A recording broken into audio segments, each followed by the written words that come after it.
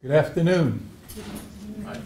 When the cold, dark, bleak days of winter slowly give way to the warm, inviting, welcoming days of spring, some people start thinking about the trip to the beach.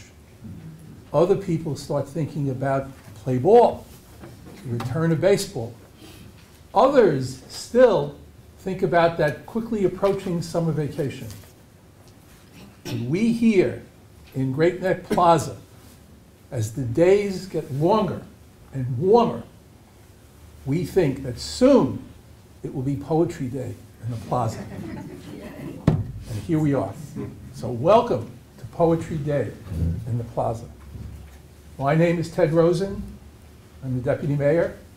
And on behalf of our Mayor, Gene Selander, and myself, and the entire Board of Trustees, we would like to welcome you here to this very happy and exciting occasion that we look forward to each year, Poetry Day in the Plaza. Those of you who have attended our poetry programs in the past know that this is the third year in a row that we moved it up to 12 o'clock. Right? We found that that was a better starting time and it hopefully allows more people to attend, and we did it later in the day. And as we have stated in prior village poetry celebrations, we in Great Neck Plaza believe that government should do a lot of things, doing all the municipal things that government must do, but very importantly, also supporting the arts. And in our village, we have tried to do that in various ways. Public art, we just recently had an art exhibit. Some of the works are still here. We have that periodically throughout the year. Art exhibits in the Village Hall, summer concerts on Tuesday nights in the summertime in the park, to which you are all invited. Our schedule starts in June. And very importantly, this annual poetry program. This program is a very, this program is a very important part of the way that we try to support the arts. And we are very happy that you are able to be here with us today to celebrate it. As we have said in the past, and we will hopefully keep saying it, Great Neck Plaza is a poetry village. Carolyn Raphael, our resident and our poetry coordinator, makes this all possible. Without Carolyn, none of our village poetry programs would have happened. Carolyn, as you know, is not only a village poetry coordinator, she's a poet and a champion of poetry.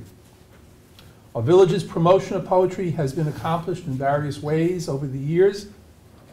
First, we ran a poetry series called Poetry Sundays that featured such poets as Tom Dish, X.J. Kennedy, and Rena Espelin. We then introduced a program called Poetry in the Plaza, which posted a different poem throughout the village, both on outdoor signposts as well as in the lobby of the Village Hall and in the waiting room of the Great Neck Long Island Railroad train station.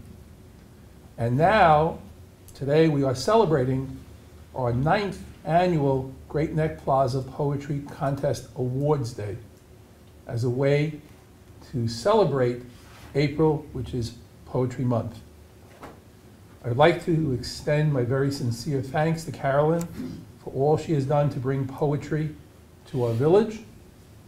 And without, as we said, Carolyn's guidance, her expertise, and most of all, her passion, none of this would ever have happened. And now it is my pleasure to introduce our mayor, the Honorable Gene Selander, for welcoming remarks. Thank you, and good afternoon, everyone. I really have to thank Deputy Mayor Rosen. This has been his project, and he's championed it for more than 10 years. I think it goes back probably 15 years from that first Poetry Sundays. And he couldn't do it without Carolyn's help, who came to us and suggested, was there a way we could help in doing poetry? And we really do love having creative projects and extending our role beyond just government activities. This is part of what we feel makes connections with our residents and this village special in the kinds of things that we do. So Can we have a round of applause for Deputy Mayor Rosen and Carolyn Raphael? Thank you so much. And thank you to all the poets who are here, not only the winners, but people that love poetry and do poetry themselves. And I don't know if we have any that have signed up for the open mic. Great, so that would be wonderful. It's really a great afternoon to hear wonderful works, and I think in this world that we live in now, the very divisive country we have, that having this art form where it's not confrontational, it's listening to someone's ideas and being something that you can think about and to question in your mind, what is that author the poet trying to tell me? So I think it's a very appropriate art form for where we are in society now and how it can maybe be helpful to getting people thinking more on a social level, an interaction level. And I'm very excited that we're here today listening to poets. And Carolyn, am I turning it over to you, Ted, or introducing Ted? Back to our master of ceremony. And oh, I'm sorry, I'd like to thank beyond Carolyn Raphael, Sharon Strongen. She takes the poems each month, and she takes and produces the graphic art for it. And we're still doing the poetry postings in those locations that the Deputy Mayor mentioned. So the poems of the winning poets today will be placed in all those locations, and I'm sure Carolyn will go through that. But Sharon is our graphic artist. Nancy Solomon, who you all did checks to Long Island Traditions, she helped support this program and has been doing it for a number of years. I appreciate her doing that. She's a nonprofit organization. PATV is here filming, and we have Matt Kavanaugh, who has done numerous assignments, including our whole summer concert series last year. So we got one of the best at PATV helping us today. So thank you, Matt. Thank you, PATV. And of course, my assistant, Vince Ferry, who I would be neglectful if I didn't mention him, because he's put in a lot of time and effort to make sure every detail with Caroline has been gone through and we don't miss anything. So thank you to Vince, and I'll turn it over to Deputy Mayor Rosen. Thank you. And now it's my pleasure to introduce Carolyn to you. I'm sure she needs no introduction. Carolyn Raphael retired from the English department at Queensborough Community College, which is part of CUNY, after more than 30 years of teaching. Her poems have appeared in journals including Long Island Quarterly, The Lyric, Oberon, Measure, and Blue Unicorn, and on the Newington Cropsey Cultural Studies website for the American Arts Quarterly, where her poem, Honorable Mention, was nominated for a Pushcart Prize. Carolyn was on the short list for the 2014 Able Muse Book Award, and she was a finalist for the 2014 Richard Wilbur Award. Her chapbook, Diagrams of Bittersweet, was published by Soma's Rock Press in 1997. And her poetry collection, The Most Beautiful Room in the World, was published by David Robert Books in 2010. Her collection, Dancing with Bare Feet, was published by Kelsey Books' White Violet Press in the early part of 2016.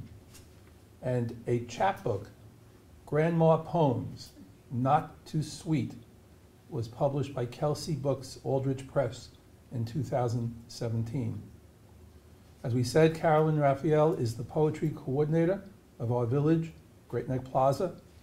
Carolyn chooses a poem each month for poetry in the plaza, which places poems, as the mayor said, throughout the village on local bulletin boards, much as Poetry in Motion places poems on the subway. Carolyn also coordinates this contest, which brings us here today for the annual Great Neck Plaza Poetry Contest Awards Day. And now it is my pleasure to introduce the poetry coordinator of the village of Great Neck Plaza, my neighbor and my friend, Carolyn Raphael. Well, it's lovely to be here, and part of the loveliness is that I don't have to thank all the people you've heard thanked recently. I can just say that they've been very nice to work with, and very helpful, especially if I mess up, which I do on occasion. I would like to add to all the people we thank, our lovely judge, Suzanne Noguer, who is a fine poet. And you will hear from her soon. I'm going to make an announcement I always wanted to make, because every time I go to a concert, I hear somebody saying, please turn off your cell phones. So I'm going to do that only because I know how upsetting it is when you're in the middle of a poem, reading or listening, and hearing somebody's phone ring. So if you'd be so kind.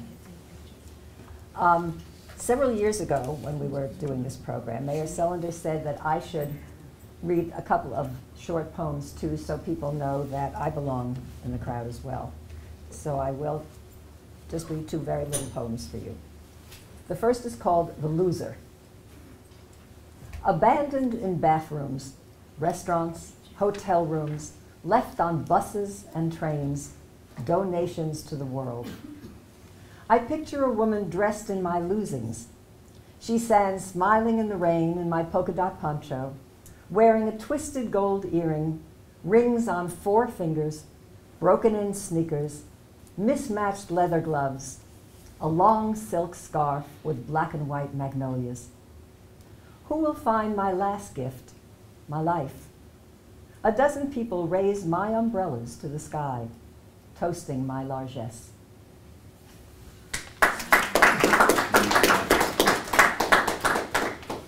That's what you do when you leave things everywhere. Grandparents know that as soon as their kids get to an increasingly early age, they're going to leave. But before my first grandson left, I just wanted to sneak in a little advice that he would possibly take with him. So this is a little triolet I like to write in form as well as free verse, called Before You Leave. Before you leave for baseball, soccer, girls, may I interest you in armor at the Met? May I run fingers through your wayward curls before you leave for baseball, soccer, girls? And how about Rossini, whose barber whirls as fast as hockey players near the net? Before you leave for baseball, soccer, girls, may I interest you in armor at the Met?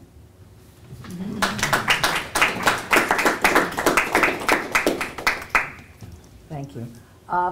Let me tell you a little bit about our fine judge, Suzanne Noguer. She is a poet whose work has appeared in many journals, among them The Nation, Poetry, and the Literary Review, and in several anthologies, including A Formal Feeling Comes, Poems Informed by Contemporary Women. She is the author of Whirling Round the Sun, poetry, and 2 natural history children's books, as well as co-author of the novel The Stone House, A Blues Legend, and the musical play Club Ka, The Blues Legend. She has received the Discovery, the Nation Prize, a Poetry Society of America Award, and the University of Iowa Partnership in the Arts Award. We've asked her to read some of her fine poems and to comment on the winning ones. My pleasure to introduce Suzanne Noguer. I'll start out and just raise your hand if you can't hear me. So far, so good? Yes. Okay. Thank you so much, Carolyn, for the introduction. And thanks also to Mayor Jean Selander and Deputy Mayor Ted Rosen and all the poets who participated. It's a pleasure to be here, and it was an honor to be the judge. I'll begin with 3 poems of my own and then say a word about the winning poems. Emerson said that every word was once a poem. And surely one of the loveliest is the word whom we have all spent our lifetime seeing fading from use unless it's immediately preceded by a preposition. Elegy, for whom?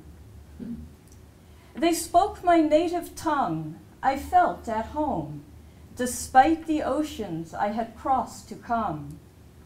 Who do you wish to see? I sighed, for whom? They led me down a corridor to meet the lotus sage, disciples at his feet. So many weeks we chanted the mystic Om. Who will you travel with? Now it was time to go. He vouched for him and they for them. But who was there to say a word for whom? The flight attendant handed out a list titled, "Who to Call?" And someone hissed, "Shouldn't that be whom?"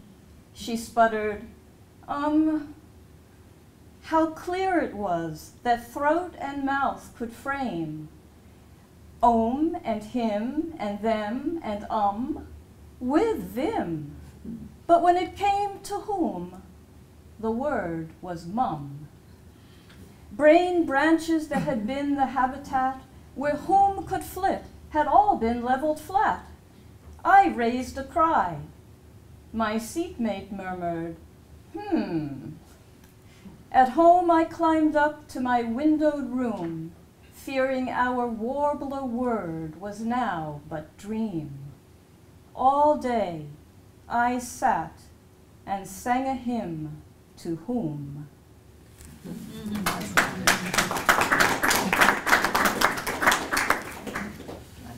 Thank you. My next poem is about not a word, but a letter. You'll remember that in The Scarlet Letter, Hawthorne's heroine, Hester Prynne, has to wear a big red A as her punishment for adultery. But as the years go by and her good deeds accumulate, some of the townspeople begin to think that the A stands for Abel, or perhaps even angel. There's something not dissimilar in Hawthorne's own life. He came from a long line of Hathornes. In fact, his great-great-grandfather, John Hathorne, was a magistrate in the Salem witchcraft trials and had a curse put upon him by one of the condemned. It was in his 20s that Hawthorne inserted a W into the name, making it, of course, a homonym for the hawthorn tree, though that doesn't have the E at the end, spelled differently. The Secret. Nathaniel, born Hathorne, you who set the scarlet letter A on Hester's bosom as the world's avenging epithet to scorch the roots where it had found the blossom. What secret was there in your own heart when you slipped the W into your name? Some wilderness you would not yield? A green reserve where in their privacy thoughts came? Or was it wonder always at your core? Or witch, or woman, will, or word, to mark the curse upon your name in Salem lore, and at the same time sever from that dark inheritance? Or deeper than a double meaning, was there a double you akin to the small thorn tree whose branches are brambles where a songbird is safe? Was there a twin heart in the heartwood, forming slowly, tough as oak, that paced your 12-year solitude? Was hardiness in poor soil a proof of possibility? Or thorns amid the whitest flowers in spring, the truth in view? The berries, scarlet in winter? Now, small tree, if there be any empathy in you, take to yourself that last emphatic E.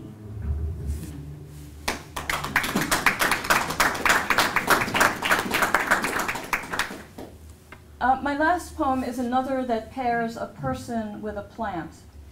It's more in the spirit of Robert Burns' My Love is Like a Red, Red Rose, but in this case, the person is a man, and the plant is the giant saguaro cactus of Arizona. Botanical sketch of you. Saguaro, I'd say, if I had to compare you to a plant. You are that tall and straight and apt to stand apart in silhouette, and prickly.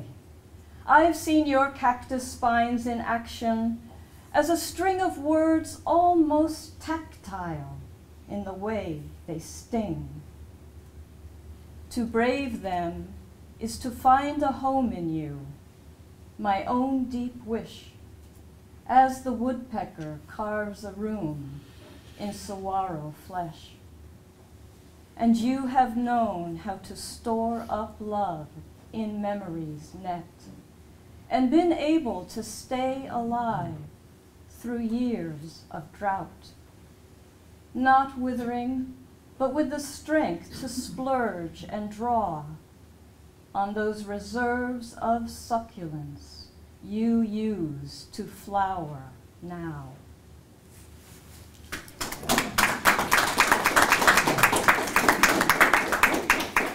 So I'd like to say a few words about the winning poems, but let me say first that everyone who entered the contest wrote with clarity and conviction, and I enjoyed reading everyone's poems.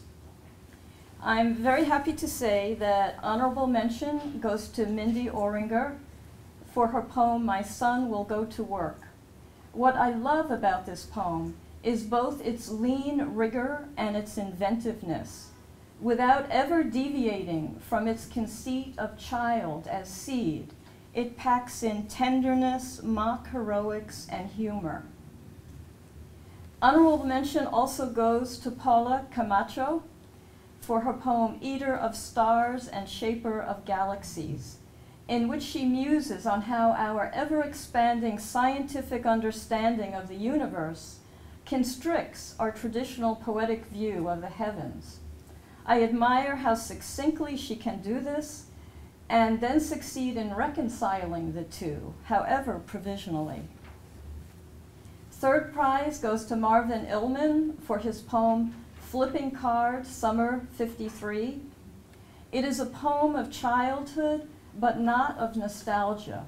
The boy himself speaks in a short line that runs down the page with the skill of his baseball card spinning down to the ground. It starts with the word amazed and ends with the two words amaze.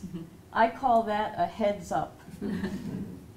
Second prize goes to Wayne Meneke for his poem Goddess. I chose this for its pure lyrical extravagance. It uses biology and cosmology to sing a paean to his wife, but with such beautiful pacing and flow that no one thing crowds another. First prize goes to George Northrup for his poem From the Neue Gallery Through Central Park. The poem is a finely calibrated balance between the raw nihilistic vision of a Weimar Republic artist and what comfort the eye can find elsewhere. What made the poem stand out to me is the power of its phrase-making. I knew upon reading it that I would never forget some of its exact words. My congratulations to all the winners.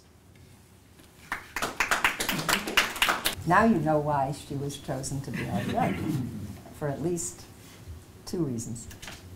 Our first honorable mention, and we always present this in alphabetical order, is Paula Camacho, who is the president of the Nassau County Poet Laureate Society, which selects and supports a Nassau County Poet Laureate every 2 years. She moderates the Farmingdale Poetry Group, which meets twice a month on Wednesdays.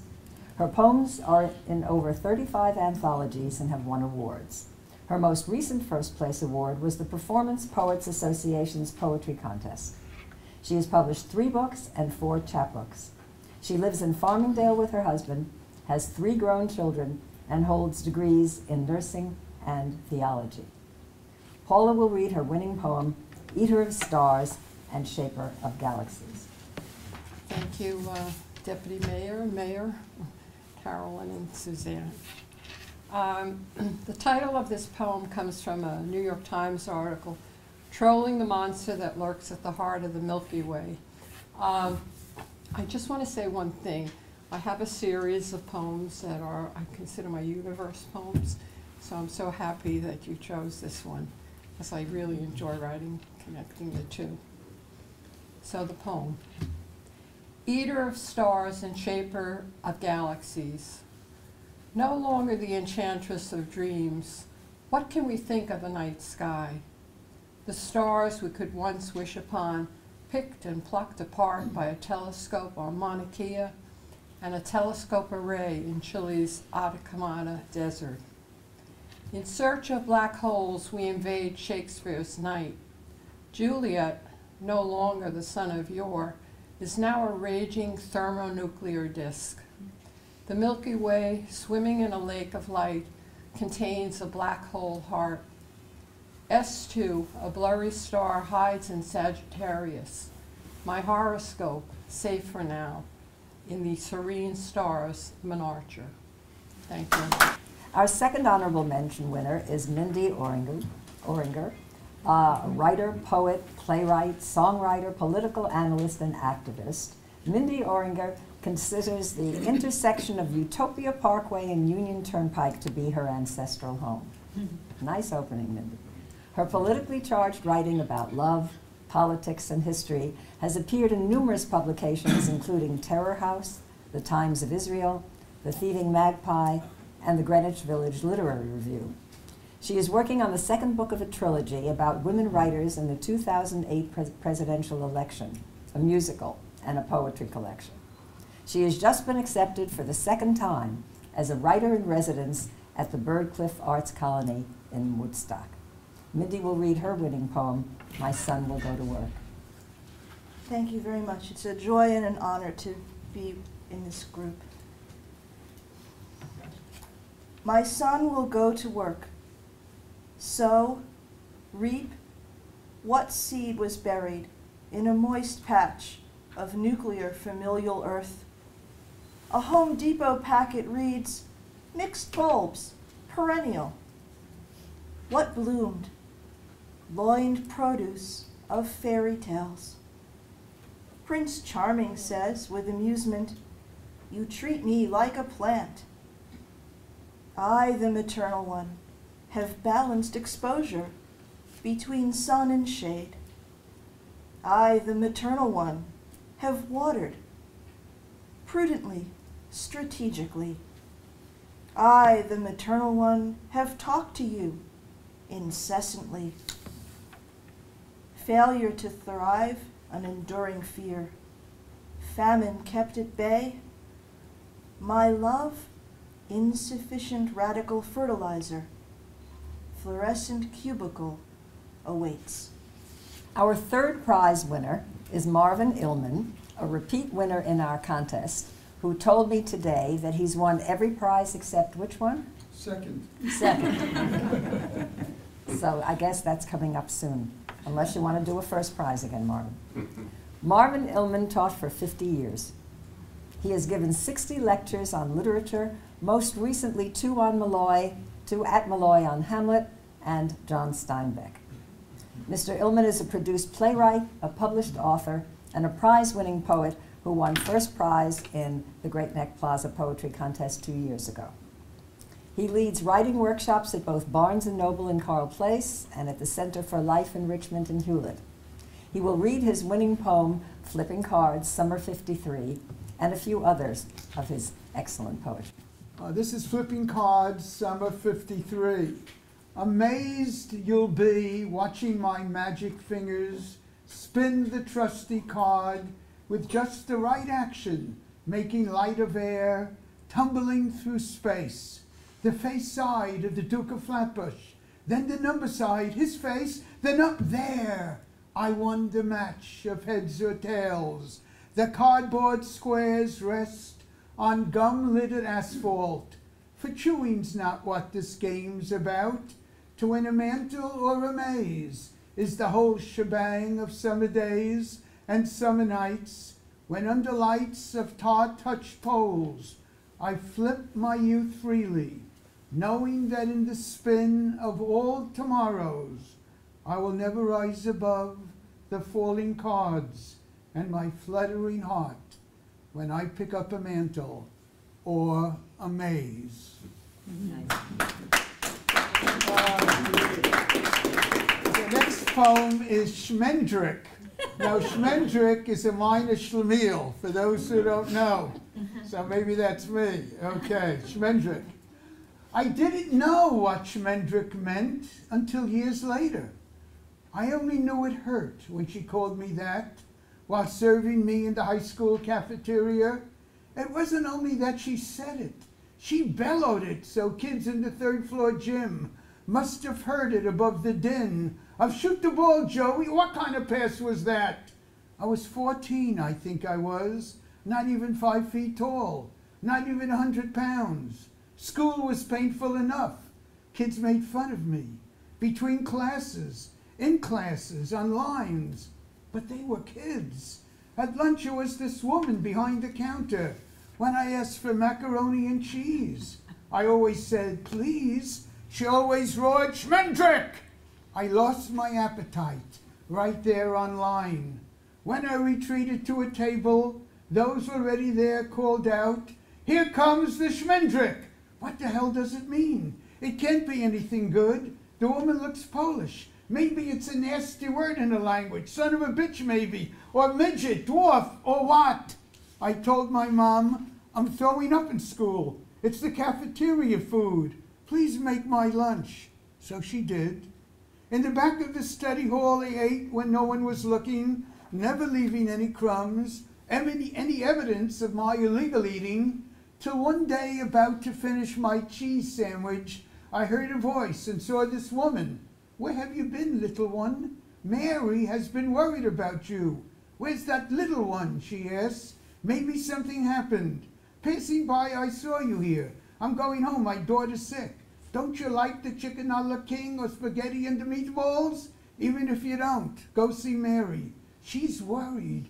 You remind her of a son she lost many years ago. Just say hello to Mary. Now I have to see my child." I shook my head up and down, even when she was gone. That night I told Mom I'd like to try the school food again. Again came the next day. "Vegetable soup, please." She looked up. "Schmendrick, my Schmendrick." Now I know what Schmendrick means. I smile about it. I've grown since those days. Not much, but some. This is called At the Door. From Treblinka, I came to America, married a good woman. Clara, my compass, led me around my nightmares to the safety of her arms. A home she made, warmed by a smile, lit by a dignity. The shadows began to crawl away, humbled by her cheer. "Max, don't worry, you are free. No one is at the door but friends. Smile a little more. That's a good boy. That's my Maxie." I began to settle in. This land became a sofa, cushioning my fears. Clara, friends, rest. Time to drink some schnapps. I began to settle in.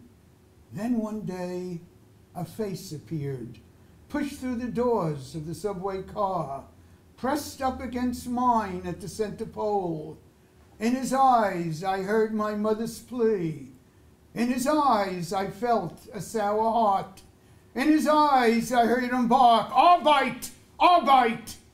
In his eyes, I saw the smoke, wire and the bones, his boots glistening through the smoke. In his eyes, his boots walked him out. At Times Square, I think it was. He didn't look back, but then again the train pulled away. I couldn't see, he may have looked. That night I lay in Clara's arms, hoping she was my mother, before he pointed her away. Morning came. I took the bus. The driver looked familiar. This is called, one more. This is called Blood Rules. I hated even God. You must admit it's a catchy opening, written by this kid who had a write about a happening. I hated even God when I found out I was not theirs. after our car went off the road. The doctor said there was no match. DNA, I think he said. In truth, it was not hate, but shock at first. The hate came when my parents closed the door, leaving me standing in the hall. When they went out to find their child, I thought it had been me. They tracked him down. Records do not lie. When they returned, they said they'd sue to get the boy they always wanted. Girl, go away, we don't know you. Blood rules in soul. I was not theirs, though I was for 13 years. I could not live in the hall, I had to eat to find a place. Mother, father, one last time. Under the bridge where men came, I stayed 2 years. Now I'm here, in this school, writing this report. You must admit, this is some peace. But now what action do I take, if any? Show it to a counselor? The principal? Her parents? What parents? Talk to her? Insult her maybe? Ask her if it's real? Would she cry if I approach? She looks so sad, never reads in class. Will she ever write again? How accurate is DNA? I don't teach science, do I meddle? Is it meddling? A fool I'd be if it's a joke. I teach English. Grammar I can correct. But am I correct to let it pass into the pile of pupil work? Record her grade, begin Hamlet, procrastinate, and let it be? Blood rules in soul. How thick is it?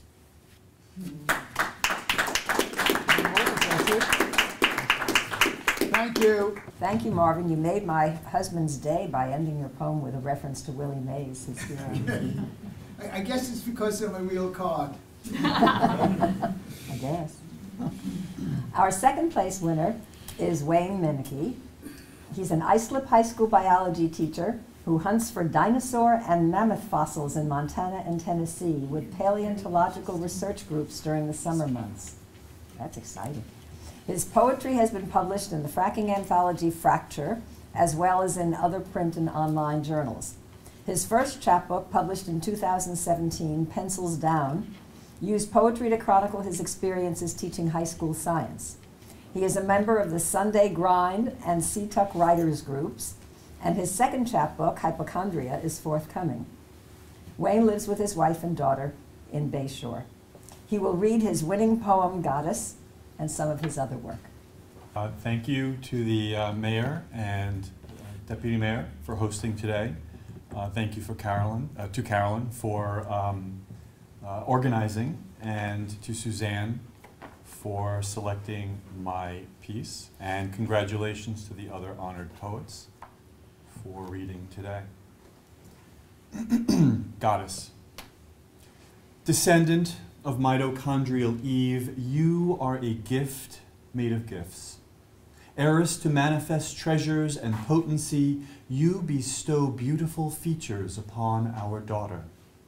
Goddess of brown eyes, creator of constellations of lashes, architect of new fingerprints and ombre hair, you deliver the delicate gut punch of life, star birth with a chance of winds.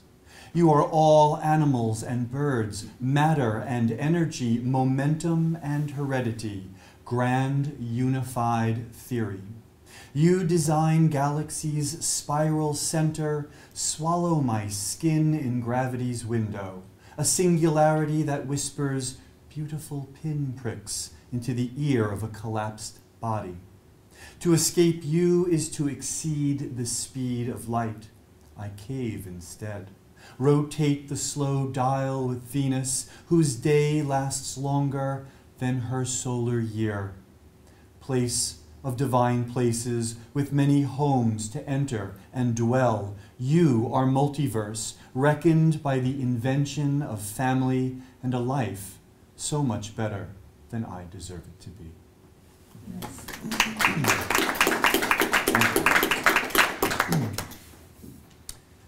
This is called Paris Metamorphosis.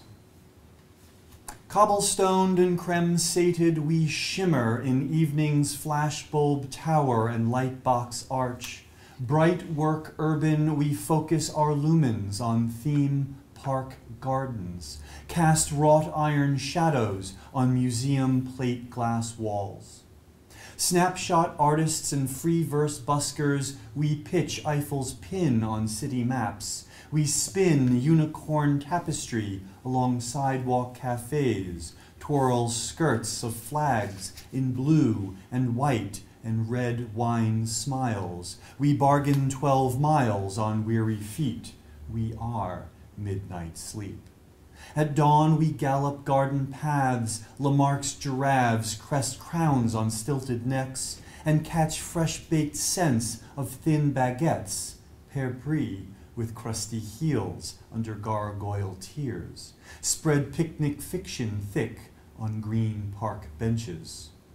Reverent and rapt, we are all things deep and metro, Roman baths and cellar urns, the recessed therns de Cluny.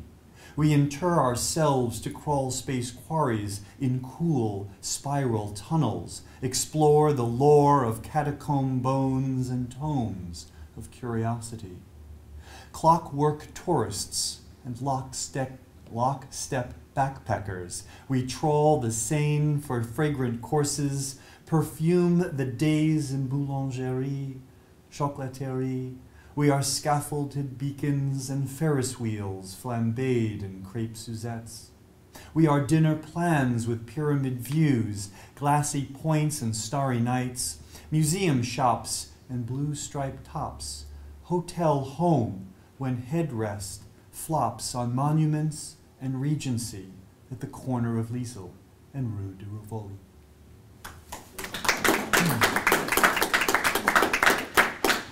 Thank you. This is called Checkmate. Ethan is the name my wife proposed had our child been a boy. A circumstance our daughter pieces together using the biologics of probability and possibility.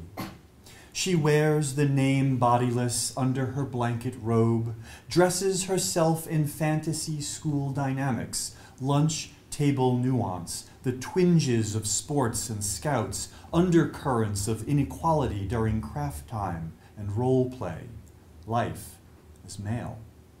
She feigns hostility when we reveal her best friend Emma could have been Emmett.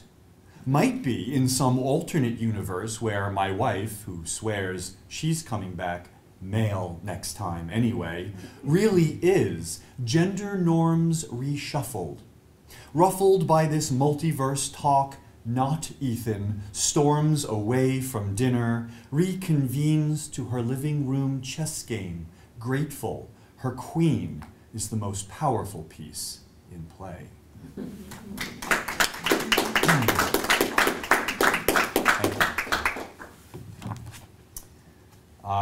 So in my spare time when I'm not teaching, in the summer I like to work with some research groups who look for dinosaur fossils out in Montana and North Dakota. And last summer and this summer in Tennessee, we look for mammoths and mastodons. And it makes for great stories to bring back to my students and slideshows and fossils to bring back to them. But every once in a while you meet people when you're looking for dinosaurs who are not doing that. They're looking for oil, especially out west. And so I had the opportunity to have some work published in the Fracture Anthology. This is called Agland. The gentleman roughneck seated at the bar wears crude oil under his cuticles, and after days of throwing tongs and tool-pushing deep discoveries from beneath the North Dakota wheat, finally wraps himself around cold Coors Light. The Bakken shale oil pervades underground north of here, converting the blue and brown wide open into impromptu trailer parks, home base for extra pairs of steel-toed boots and fire-retardant coveralls. An earthy sigh through brown afternoon teeth is felt in his heavy grunt and storms of rare periodicity, severe with rain, drench the leather hills with a geographic tongue, tagged the rich territory and cold smell of broken on every inch of this man's being.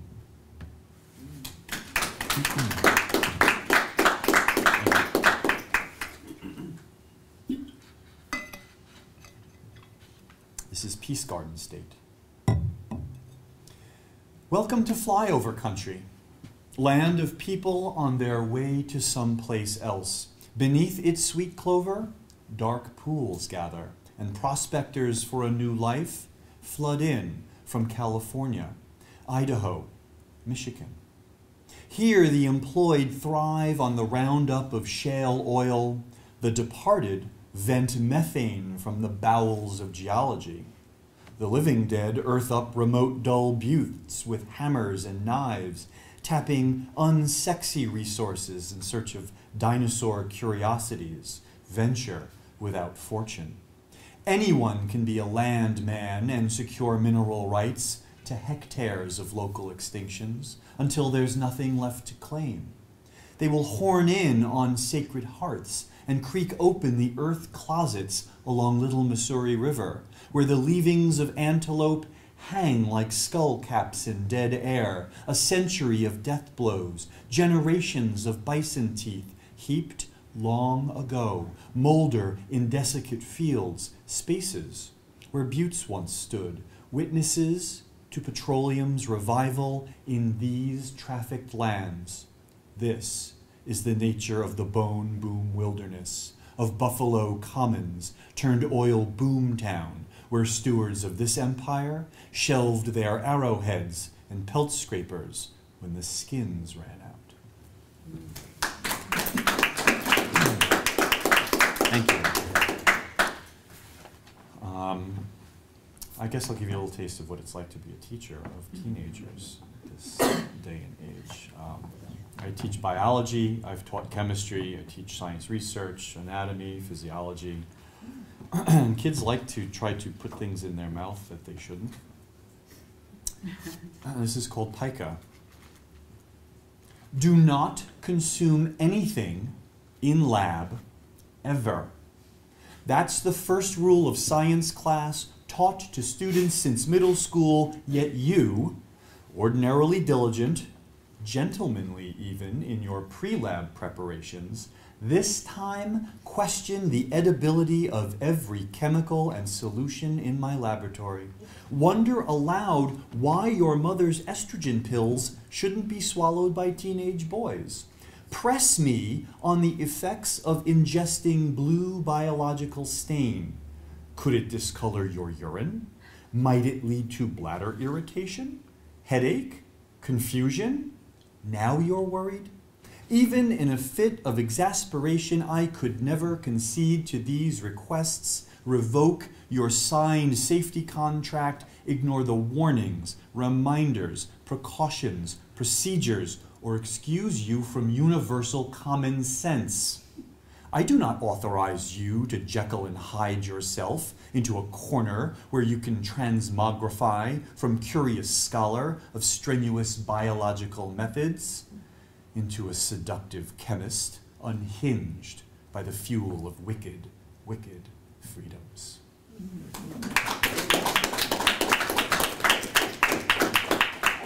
Thank you. Thank you.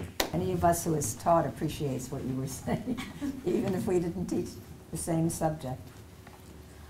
Now we get to our first place winner, who was a repeat winner in our contest, George H. Northrup. George Northrup has been president of the Fresh Meadow Poets in Queens, New York since 2006, and is a former board member of the society that selects the Nassau County Poet Laureate.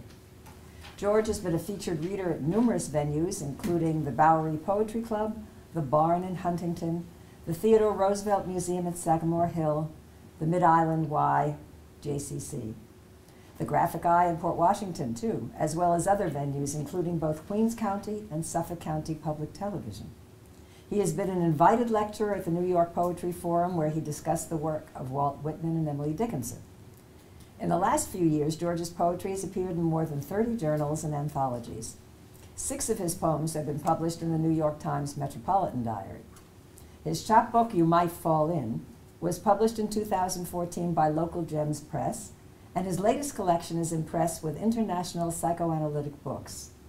George was president of the New York State Psychological Association in 2009 and served on the Council of Representatives that governs the American Psychological Association from 2012 to 2014. George will read his winning poem from the Neue Gallery through Central Park and some of his other poems as a bonus for us. Thank you. Thank you for that warm welcome. And I don't suppose it's possible to be grateful enough for all the hard work that went into making this event happen. So I'd like to heap my own gratitude on top of everything that's been expressed already.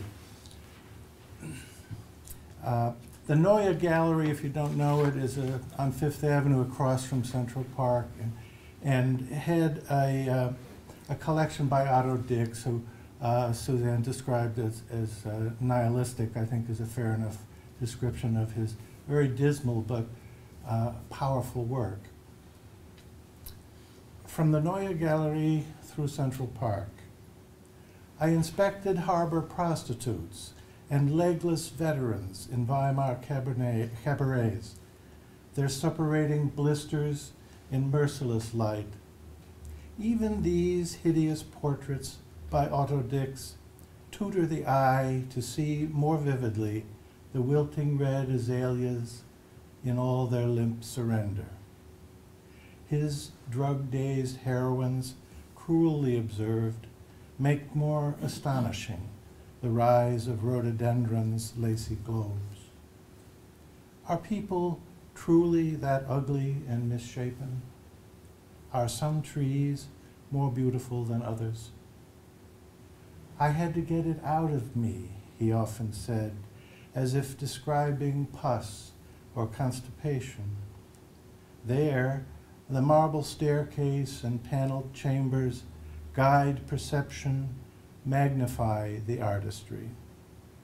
Here, on a park bench, where a sudden gust retrieves me from extended reverie, after images of green, green everywhere, soothe wounded eyes, still wincing from his gruesome study, all in red, of young Anita Berber on the fast track to death.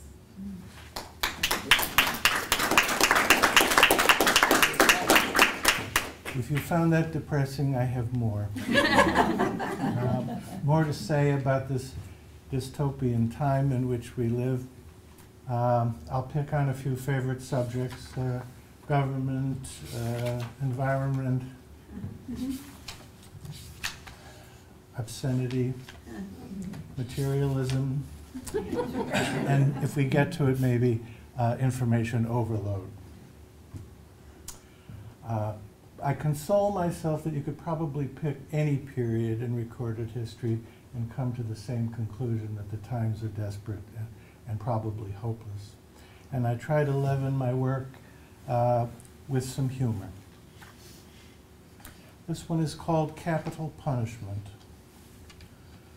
By Hollywood and Disney World, 535 trick-or-treaters dressed as senators and congressors and shouting the pledge of a grievance, fling into the air the bright confetti of fiduciary scruple, swarm up the Capitol steps like San Juan Hill, swaying in a conga line, some lost in the beat of their bongos. 535 incongruous slack-jawed gargoyles, the finest money can buy, doze through committee meetings, dreaming their fondest dreams of white houses, red states contending with blue. At the twilight's last gleaming, lawyers and lobbyists descend like paratroopers from on high, singing of pork and perk and Patrick Henry. Oh, how they sing, some with a twang, some with a honeyed, grandiloquent drawl. blinded by stars, by wavy stripes, 535 unindicted congressional co-conspirators seek to pin tails on donkeys and elephants in the grand old game of kerfuffle. A disconsolate chaplain beseeches any higher power to release the mudslide of divine grace on those who toil in the cloakrooms here below. A Congress of 535 twittering leaves on the legislative branch, waves and bows in the sultry Potomac breeze. Amid the volley of bullet points, bombast bursting in air, they bellow, whereas, and be it resolved, finding money needed today in the abundant fortunes projected for one fine day of reckoning. Star-buckled and bespoken, a Congress of 535 Lex Luthor lookalikes parades a large sticky ball of hoopla down Constitution Avenue, gathering whatsoever my fellow Americans no mas, por favor, no mas, and singing the national anathema as Uncle Sam, stilted and flagged, pitches new bonds to the free.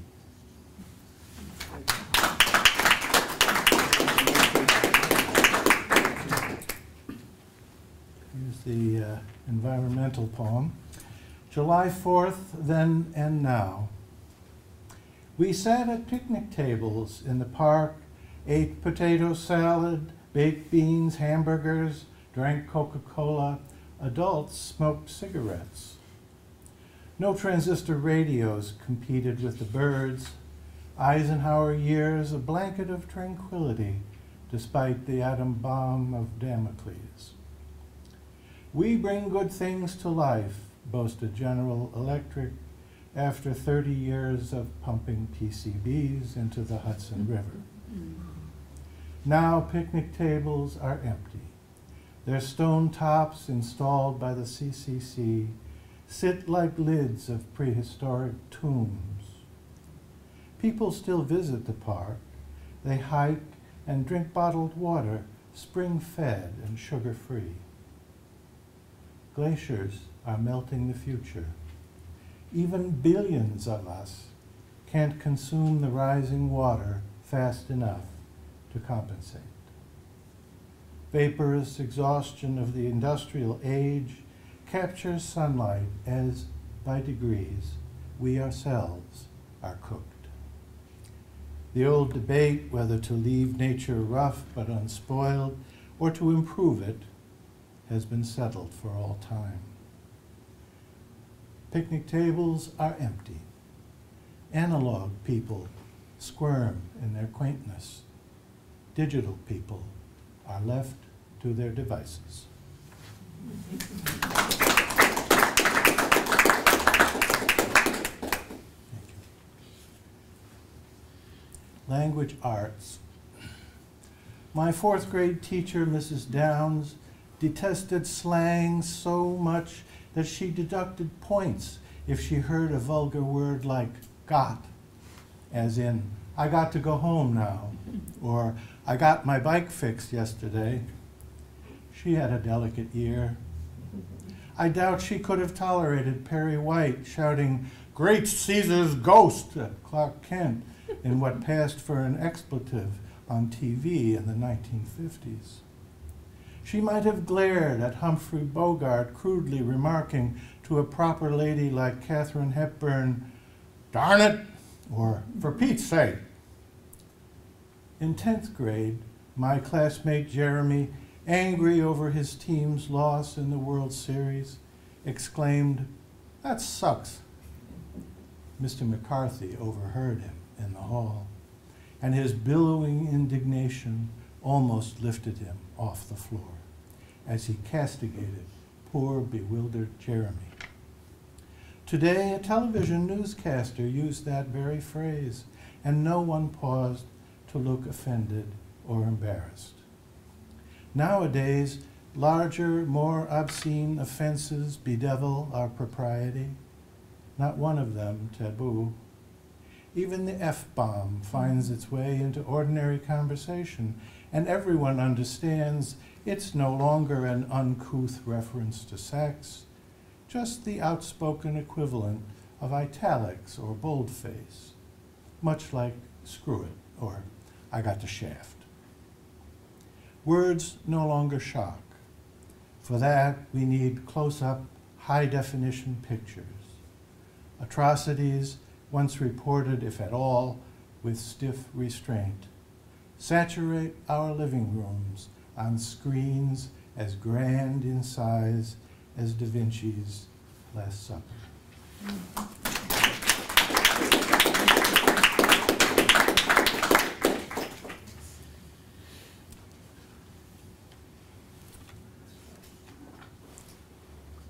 Here's a poem about Long Island. I hope no one here takes it personally. Called Great Myths of Long Island. In the beginning was Big Duck, drifting in the sky like a cloud and searching for a place to land. And Big Duck saw marshes, ponds, and broad beaches. He saw the ghosts of Montauk and Matinacock tribes and the white hills of clamshells they had left behind. As Big Duck flew over the great city, he saw soldiers home again from the World War, living in crowded apartments. 100 years before, Horace Greeley had said, "Go west, young man." But Big Duck said to the people of the great city, "Go east."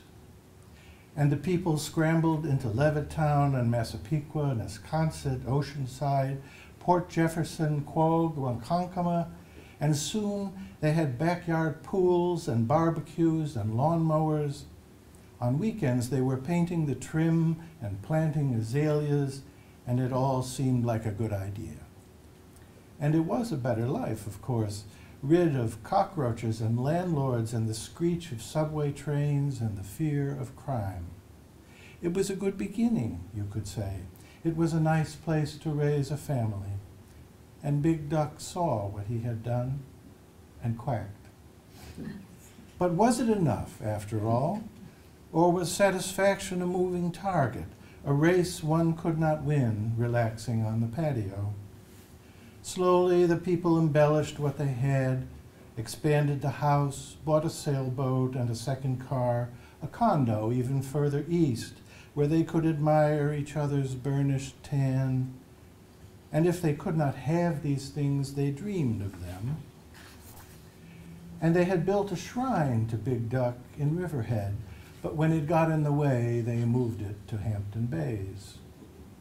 They filled their kitchens with granite and stainless steel, and their bathroom fixtures they adorned with brushed nickel and antique brass. They chopped bits of olive into their loaves, bits of cranberry and walnut into their sausages. They turned out their potato farms in favor of Merlot and Cabernet. They stopped raising ducks. They devoured pizza topped with free-range chicken and broccoli rabe, washing it down with boutique beer and designer water. On special occasions, they dined on surf and turf, followed by a chocolate mousse or creme brulee. And as they lay in bed sleepless, they realized they had eaten well, but missed the celebration. They were offended by the insularity of their neighbors, the narrow causes placed above community. They feared their dreams were hollow, their marriages expired. They saw their children had been richly taught that anything of value can be bought. They thought of their Porsches and their Jaguars, which they had, and the open road, which they did not have. Some of them remembered stickball and Green Hornet and dancing to the top 40 and soft ice cream on weekends in the summer. They remembered having only one telephone, one bathroom, one car, $1 in their pocket. They remembered sleeping well and walking on stilts and jumping into piles of leaves and neighborhood football games and trick-or-treat before the fear of razor blades.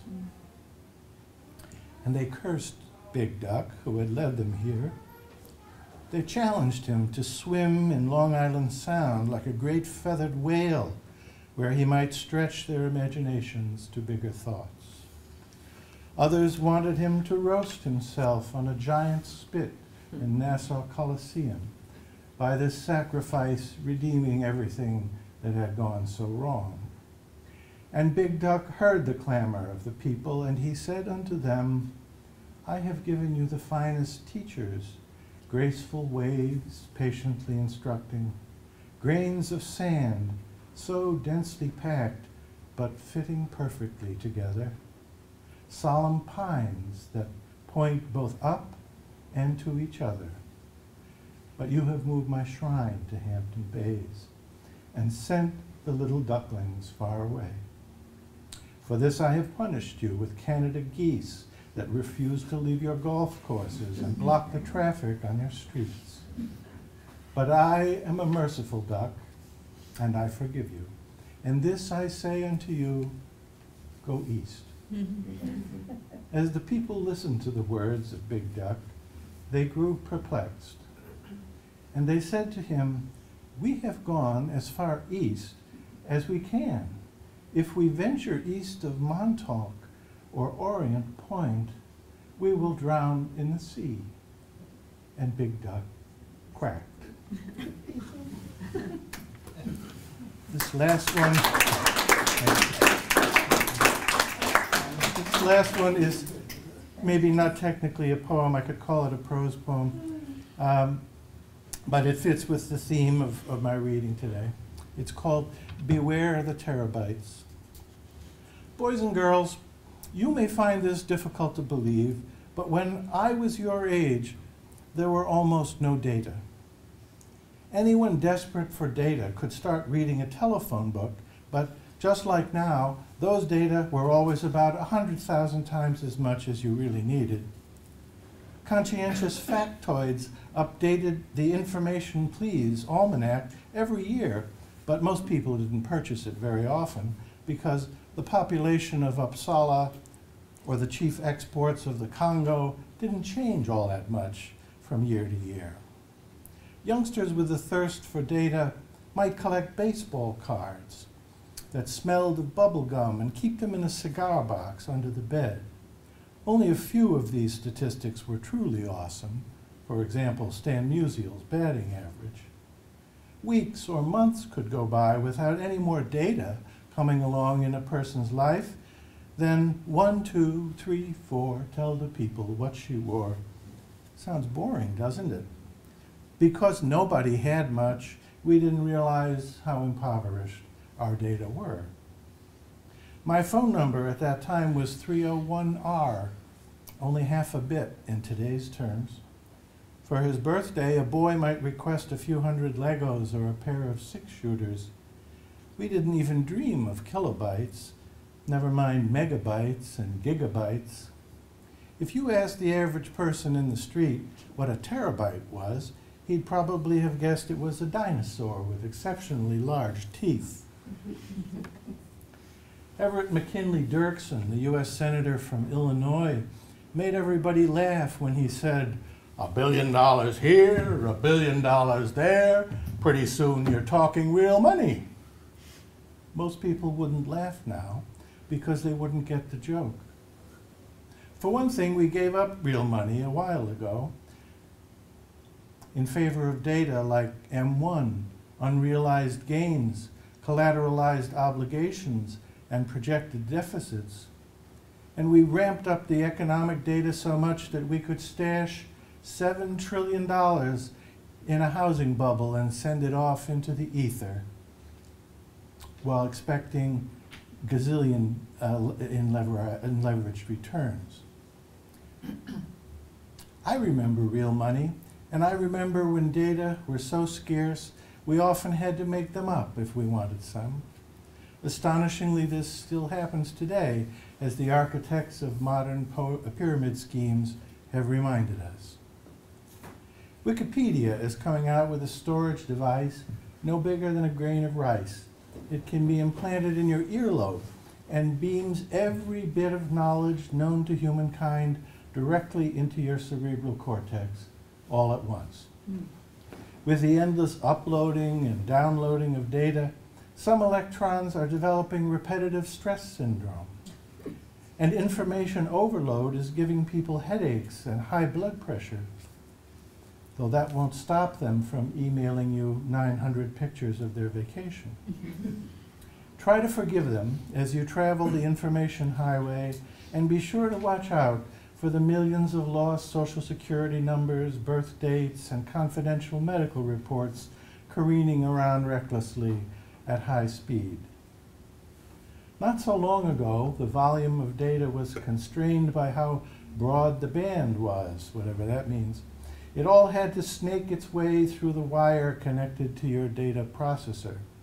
Now, data can swoop and swarm through the air, and airplanes have to fly above them so data won't get stuck in their jet engines.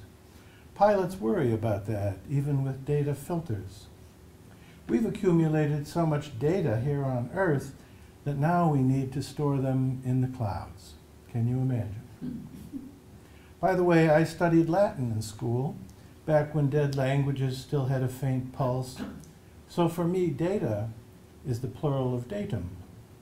I can't understand why people want to make them singular. In this age of information saturation, what could be more obvious than the plurality of data? I hope I don't sound bitter. Age can make a person suspicious of cultural innovation. No doubt we need all of these data for something, and many people are convinced we need even more. So have yourself a data-driven day, eat your spam cheerfully, and please, please, be careful around the terabytes. Wonderful, thank you. And thanks to all of our winners for their poems and their readings. I just want to give you a little schedule. George's winning poem, which I hope you saw on your program, will be posted on the Village website, which is www.greatneckplaza.net, and it will be printed. It will be on the website during the month of April, as well as appearing on signposts throughout the village of Great Neck Plaza, and also in the Long Island Railroad waiting room. Wayne's poem will be similarly treated in May, and Marvin's in June, and then Paula and Mindy will have 2 weeks each in July. So for the next several months, look for all of your poems. They will be online. Now we're ready to present the awards before the open mic, and I'd like to call on Mayor Sellender to help us with that. You want Larry to take some pictures? Present to George H. Northrup, our first place winner, a proclamation from the village. Be it proclaimed that the Village of Great Neck Plaza congratulates you on being awarded first place in the village's 9th annual poetry contest for your poem From the Niue Gallery Through Central Park. Am I pronouncing that correctly? Noya. Noya, okay. Sorry about that. We are pleased to present this award to such a talented poet as you. We salute you and wish you the best of luck in your future poetry endeavors. And thank you very much. And it was a pleasure listening to all the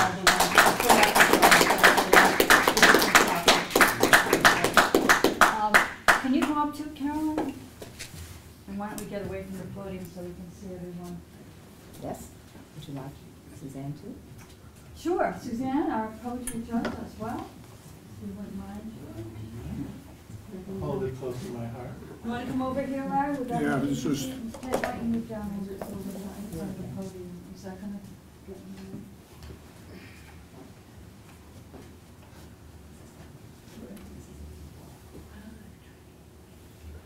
And our second place to Wayne Menike. Congratulations.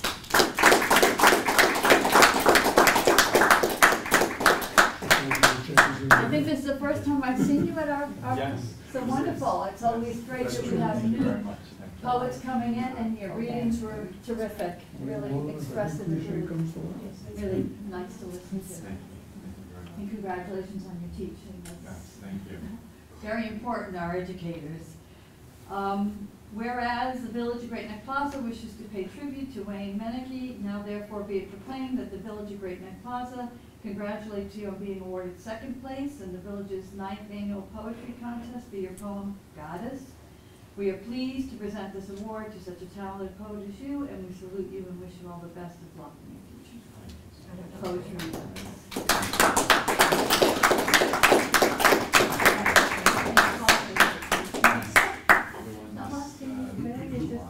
And our second place to Wayne Meneke. Congratulations.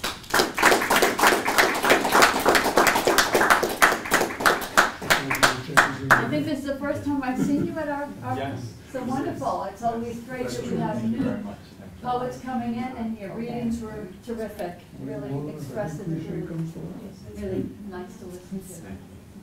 And congratulations on your teaching. Yes, thank you. Very important, our educators. Whereas the Village of Great Neck Plaza wishes to pay tribute to Wayne Meneke, now therefore be it proclaimed that the Village of Great Neck Plaza congratulates you on being awarded second place in the village's 9th annual poetry contest for your poem, Goddess. We are pleased to present this award to such a talented poet as you, and we salute you and wish you all the best of luck in your future poetry endeavors. Our third place to Marvin Hillman, who's been everything but second, right? Congratulations. To hear you and hear your readings are terrific and expressive. Whereas the Village of Great Neck Plaza wishes Marvin Hillman all the best, and we hereby proclaim that the Village of Great Neck Plaza congratulates you on being awarded third place in the village's 9th annual poetry contest for your poem, Flipping Cards, Summer 53. We are pleased to present this award to such a talented poet as you, and we salute you and wish you the best of luck in your future poetry endeavors. And now I'm going to flip out as a result of this. And the next one is for honorable mention, Paula Camacho.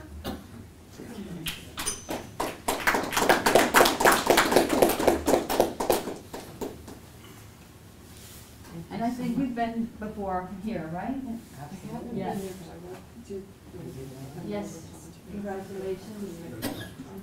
Okay, whereas the Village of Great Neck Plaza wishes to pay tribute to Paula Camacho for your receiving an honorable mention in the village's 9th annual poetry contest for your poem, Eater of Stars and Shaper of Galaxies.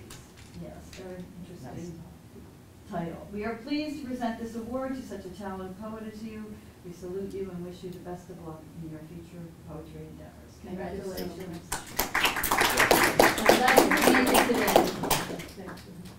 And our second honorable mention is to Mindy Oringer. Oringer. Thank you, Mindy.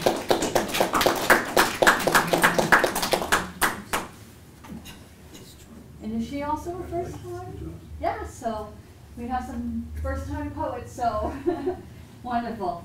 And I hope you'll continue entering and bring other poets that you know, so we can keep expanding our list of people. So whereas the Village of Great Neck Plaza wishes to pay tribute to Mindy Oringer. It's my married name. My mother struggled with it for decades. And what is your maiden name? Siegel. Oh, that's easier. It's like Smith in New York. Exactly. Now therefore be it proclaimed that the Village of Great Neck Plaza congratulates you on receiving an honorable mention in the village's 9th annual poetry contest for your poem, My Son Will Go to Work. We are pleased to present this award to such a talented poet as you. We salute you and wish you the best of luck in your future poetry endeavors. Congratulations. Whereas the Village of Great Neck Plaza wishes to pay tribute to Suzanne Noguer. Is that right? Yes. Okay, very good. I kept one right.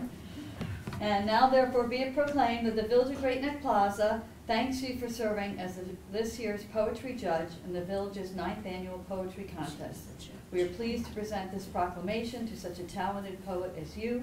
We salute you and wish you the best of luck in your future poetry endeavors. Thank you so much. Congratulations. Thank you for doing this job. All right, I'd like to present I only know of 2 people who are going to read a poem each. Is there anybody else before I? Okay. Maria Monabianco would like to read one of her poems first. Did I get it right? I know Maria for a long time. I should get. Thank you, everyone. I am in awe of the poetry I just heard. It's like breathtaking, wonderful. My congratulations to all of the winners and all the spectators that gained from it, because I'm one of them too. My little poem. Deep down, deep within, where imagination blooms, I trespass convoluted ideas, search until exhausted, rest under a giant oak, surrender, sleep. Waking from the dream within the dream, surrounded by a forest of pines, oaks, maples, and shrubs, steady beams of sun catch my imagination. I follow an intoxicating fragrance to a beautiful flower, foreign to my eye. Petals swirl from the outside in, hues of ruby, orange, yellow, emerald, azure, indigo, to the tiniest ring of violet. My first thought, I must possess it, press it to my heart, realize it would die. I return where I sat, aware, some mysteries best left looming. Thank you. I'd like to introduce next Sybil Bank, who is one of the 3 poets of Great Neck, with Sasha Ettinger and Evelyn Candell, who will be reading at the main branch of the library. Sybil? Thank you. When is it? Saturday, isn't it? Yeah, Saturday. The date? Yes, this is coming Saturday. Okay. So we will be there to see her. Anybody who is within striking distance should come. They're quite wonderful. Well, thank you, all the wonderful poets, and thank you, Carolyn and Tina, for keeping this poetry haven going for us. We love you for it. Thank you. So George made me spool back a bit as well to other days. Those years in the 30s. I entered the South African world screaming, not like my tiny brother whose crib was a shoebox lined with soft cotton, who ate, they say, with a knife and fork at the tender age of 2. Hitler declares himself Führer. Pro-Nazi marching youths in our town. Upton Sinclair runs as a social democratic governor for California. He's pilloried out of potential office. Tears for the Lindenberg Zeppelin, for kidnapped Lindbergh baby. London launches the Queen Mary, crack of a champagne bottle. Donald Duck makes a quacking debut. Shirley Temple dances singing the Lollipop song. Tales of the Scottish Loch Ness Monster. Orson Welles scares with War of Worlds. Bank robberies, Bonnie and Clyde. The whiff of war, a reality. Our harbors full with warships. Sailors give us kids rationed chewing gum. My mother and I glue ourselves to the radio, singing along with Vera Lynn. We witness the photographs of the camps. My Lithuanian father and my British mother weep. Thank you, Sybil, and thank you, everybody, for coming today. Before you leave, if you haven't signed in, if you want to get any future information from us, please do. And please help us finish some of the quiche. I'm glad you came today. I always love to see people sharing poetry, and I wish you all the joy of writing and reading fine poetry and ultimately sharing it. That's the best part. Thank you for coming.